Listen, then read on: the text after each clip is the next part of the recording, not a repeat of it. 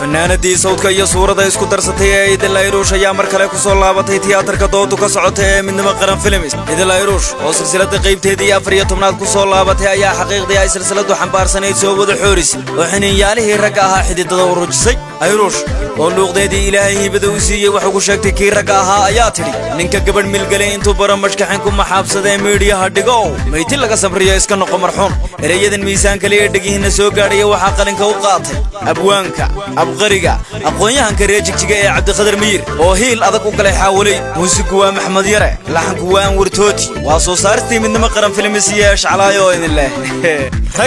ragii dad baa u soo galay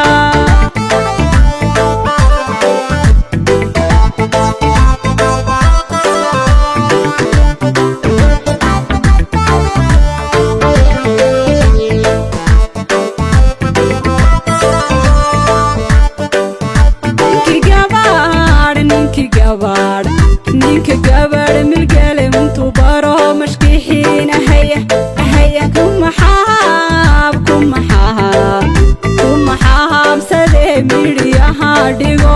wahaya ahaya mayti laga samriyo iska noqo marxuum